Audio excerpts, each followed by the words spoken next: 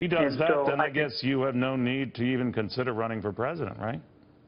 I'm sorry? If he gets that done, then there's no reason for you to even consider running for president. And I'm fine with that. Right? Being president is not my ultimate goal, but yeah. Look, the ultimate goal here truly is to increase wages. That's been the mystery across the board as the economy's gotten better. Do you think tax cuts can lead to that? Do you think the president says we've got to get out of this 2% growth thing and because we're getting too used to it, and he wants to get us to 3, 4, 5, 6%?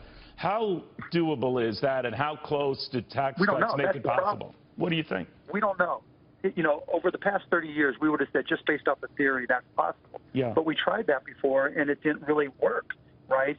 So there's theory on both sides that say it will work and it won't work. But what I do know will work is if you look, I can tell you from my personal businesses and the ones I run and the ones I'm invested in, a change in the tax rate in and of itself is not going to lead me to raise wages. It's not going to lead me to hire more people, because I'm already doing what I think is right for the business. Right. So I think from my personal perspective, it's not going to have the same impact that the Steve Moores of the world think it will. But if you say to me, you know what, Mark, can I get your commitment to take, your employees and give them a 10% wage increase or 15% wage increase in exchange for this, then it's just a business decision for me. Do I think it's worth it? And if I do, then I'll say, yes, Mr. President, it's worth it. If now all of a sudden you can get corporate America to agree to it, you change the tenor of the discussion.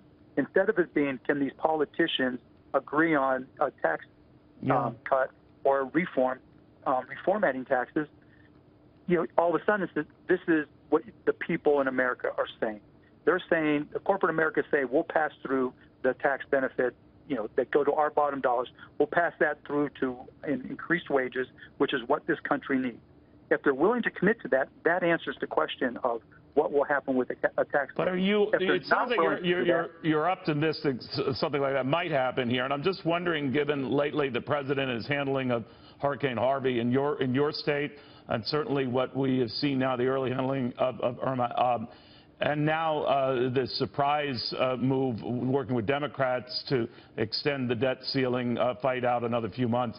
Do you think the president is righting himself here, stabilizing, or what do you think?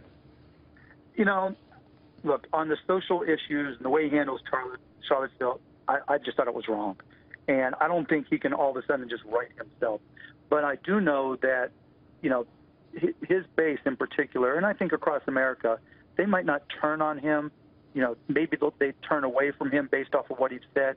But if he gets some wins under his belt that really help working class families, then I think his poll numbers will go up. I think the response from him will improve. And so I don't one think critic say that who doesn't flip over him. I was watching another news channel. It's sometimes my homework, Mark, and said something to the effect, this president right now is out hustling his enemies. And it got me thinking about something you wrote, How to Win at the Sport of Business, when you said, I may be sitting in front of the TV, but I'm not watching it unless I think there's something I can learn from it. You went on to say that it's not about money or connections about building wealth and success. It is the willingness to outwork and outlearn everyone. On that count, how is this president doing? Not very well. Look, I don't think he's learning from his mistakes. I think he's a salesperson at his heart, and he follows his sales wins, where he goes to where he thinks he can get his wins. But this outreach to Democrats might have just proven you wrong on that. He is learning. I hope so. I hope I'm wrong. I want to see him succeed. I think not being a politician is one of his core strengths, and playing to your strengths is something you should always do to get results. And so I think going out and just going to where he can get results, regardless of party, I think is a huge positive for him. But I think he's got to demonstrate that he's got to show the empathy gene more than just every now and then, right? He's got to be able to demonstrate that he's learned from the past more than just a week. And then I'm more than happy to reconsider. Like I said, fiscally, if he can get tax reform done, then I think it's going to take reaching out as opposed to just trying to negotiate with other politicians, then I think he'll get some momentum. And, as a good salesperson, I think he knows how to play off of momentum better than he knows how to play from behind. All right. Well, you and the president, Bill Gates, have this much in common. You don't sleep much. Did you know that? You know, it's interesting times. Let's just say that.